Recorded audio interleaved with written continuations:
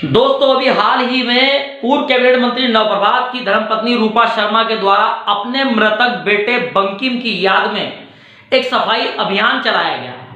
इस कार्यक्रम को रूपा शर्मा ने अपनी फेसबुक आईडी पर अपलोड कर दिया।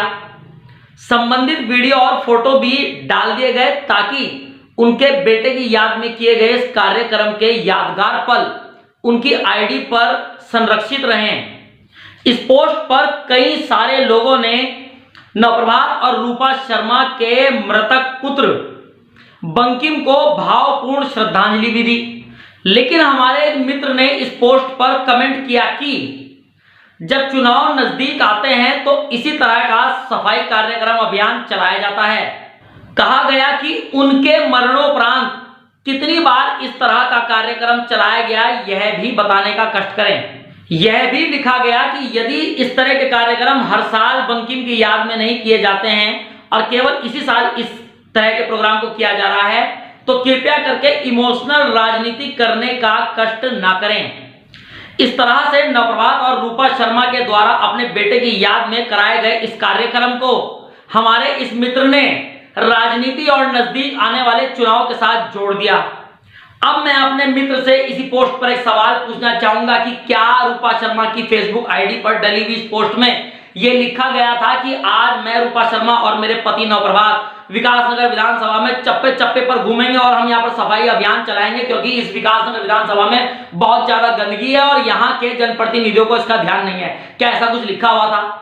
क्या रूपा शर्मा की इस फेसबुक पोस्ट में इस गंदगी को लेकर किसी भी क्षेत्र के जनप्रतिनिधि को टारगेट किया गया था? जी नहीं, बिल्कुल नहीं किया गया था। साफ साफ स्पष्ट तौर पे इस फेसबुक पोस्ट पर लिखा गया है कि मैं और मेरे पति नवप्रभात आज ये अभियान अपने बेटे बंकिम की याद में चला रहे हैं। आप पढ़ सकते हैं।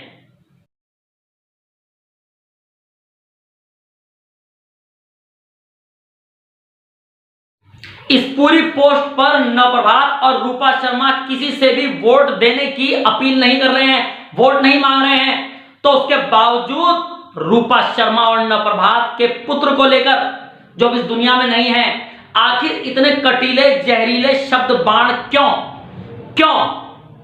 आज पूरी विकासनगर विधानसभा में इस बात को लेकर चर्चा होती है कि नवप्रभात आज राजनीति में उतना ध्यान नहीं दे पाते हैं जितना उन्हें देना चाहिए। यह भी कहा जाता है कि यह आदमी घर से बाहर नहीं निकलता है, निकलता है तो बहुत कम निकलता है। आप जानते हैं ऐसा क्यों कहा जाता है?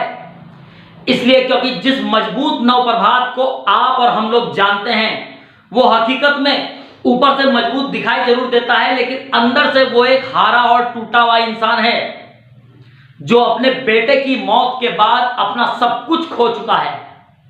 वो अगर जी रहा है या जिंदा है तो परिवार में बचे उन लोगों का चेहरा देखकर जो आज भी उसके लिए सब कुछ हैं।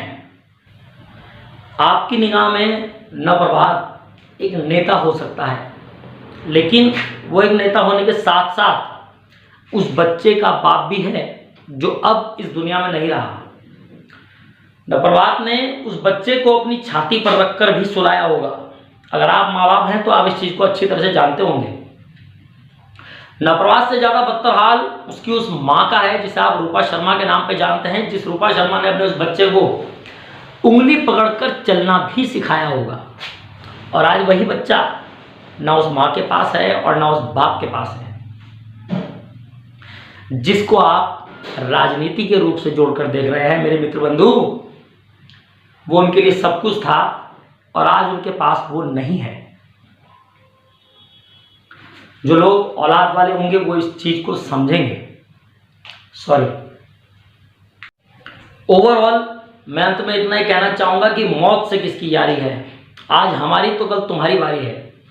मौत एक दिन सबको आनी है, राजा को भी और रंक को भी, लेकिन हमें कभी मौत का मजाक नहीं बनाना चाहिए। राजनैतिक दृष्टिकोण से आप नवप्रभात या रूपा शर्मा को जितना मर्जी भला बुरा कहिए, मुझे कोई फर्क नहीं पड़ता, क्योंकि ना तो रूपा शर्मा मेरी रिश्तेदार है और ना ही नवप्रभात मेरा रिश्तेदार है। लेकिन यदि आप एक माँ और बाप का दिल दुखाओगे तो याद रखना मेरे दोस्त, पत्रकार रोहित सचदेवा हमेशा इन माँ बाप की ढाल बनकर आपके सामने खड़ा रहेगा। मैं आपसे सिर्फ इतना ही उम्मीद करता हूं कि आप अब जीवन में कभी भी किसी के दिल के छालों को राजनीति से नहीं जोड़ेंगे। इन्हीं शब्दों के साथ मुझे दीजिए इजाजत। मैं रोहित सचदेवा, सचदेवा टाइम्स के लिए नमस्कार।